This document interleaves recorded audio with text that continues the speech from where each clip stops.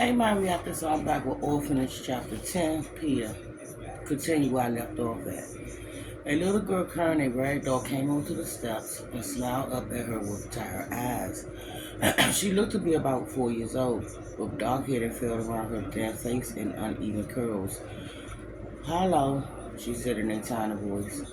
Pia thought she said hello, but with an accent or in a different language.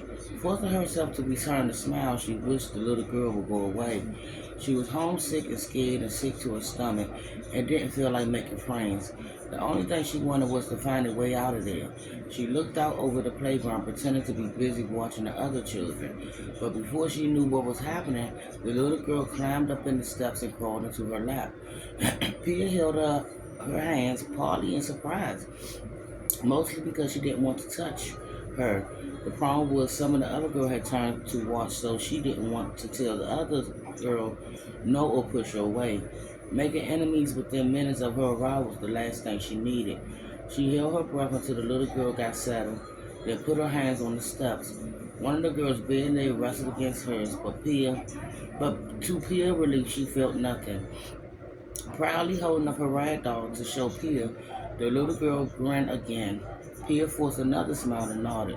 The girl patted the doll worn head with a dirty hand, then clutched it to her chest, leaned against Pia's shoulders, and closed her eyes. Pia swallowed bewilderness. What was she supposed to do now? Hold her while she napped? Cuddle her?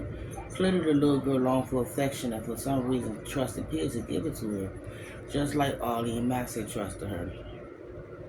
Overwhelmed with fear and misery and love, Pia's eyes filled and she wrapped her arms around the little girl, rocking her back and forwards and trying not to cry. She had failed her brothers, and she didn't have to fail this little girl. A hug was a small gesture that didn't cost a thing. Before long, the girl was asleep, her small pink mouth hanging part way open, looking down at her pale, dirty face. Pia couldn't help wondering how she come to be in this orphanage. Her parents died, abandoned her. Just thinking about it made her chest ache. An older girl with short, mousy braids strode across the playground towards the steps. Pia wiped her eyes. She didn't want anyone to think she was weak. Being bullied again was the last thing she needed. The girl climbed up the steps and sat next to her, pulling her threadbare dress over her bony knees. A sprinkle of light freckles dotted her nose and cheeks. Hi, I'm Jenny, she said. Who are you? Pia. Jenny pointed at the little girl. That's Gigi, she said. We don't know her real name, so we made one up. Pia gave Jenny a weak smile, hoping she looked friendly. Jenny pointed at another girl on the playground. This one with curly hair and long knobby knee legs. We call her Carlet. She doesn't speak English either, but we knew what she meant when she said her name. She indicated several other children, girls and boys alike, and said the same thing about them speaking other languages. And see that older, dark-haired girl over there? The one standing in the corner with the pine cone in her hands? Pia nodded. That's Iris. She's blind. Everyone says she came from another orphanage a long time ago, but she wasn't blind when she got there. What happened to her? Jenny shrugged. Guess they were doing some kind of medical experiments on her, something to do with tuberculosis. Who was doing the experiments on her? One of the doctors at the other orphanage. Pia's stomach turned over. She thought orphanages were supposed to keep children safe. Do you think it's true? Yeah, I believe it, Jenny said. We're throwaways. They can do whatever they want to us. You'll see. What do you mean I see? What about the nuns? I thought they were supposed to love and care about everyone. Just try to stay out of trouble, Jenny said. That's all I could tell you. Her eyes filled again. She felt like she was trapped in a nightmare, doomed to never wake up. If the people running St. Vincent thought she and the other children were disposable, they'd probably think her brothers were disposable too. Why would they care about helping her find them? So what happened to your parents, Jenny said, pulling Pia from her thoughts. Did they catch the purple death? The purple death, that's what the nuns call the flu, Jenny said, because it turned people's skin purple. A bunch of us caught it and 3 girls died.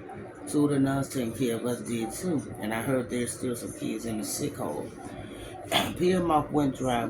For some reason, she thought isolated places like orphanages, asylums, and jail would be safe from the flu. Knowing they weren't made her even more uneasy. Thinking about deadly illness getting into a place with no escape made her skin crawl. My mother had it, she said, but my father's in the army fighting in the war. Do you think he'll come back? Pia shrugged, her throat getting tight. Even if Vader came back, he'd never find her there. Why were you sent here? Jenny gazed at the autumn cloud as if searching for something that wasn't there. All I remember is my mother dressing my little brother and me in our Sunday school clothes and dropping us off here. She used this. She used to visit sometimes to tell us she'd be back to get us, but then she stopped coming. That was 2 years ago. Pia couldn't believe what she was hearing. How could a mother abandon her children on purpose? Then an image of Ollie and Max in a cubby flashed in her mind, and she nearly cried out in agony and shame. Who was who was she to judge what any mother had done? Something cold and hard twisted in her stomach, and she thought she was going to be sick. She clenched her teeth and slowed down. She clenched her teeth and took slow, deep breaths, trying to calm down. One thing was becoming more and more certain. She deserves to be punished. Pia, Jenny said, did you hear me?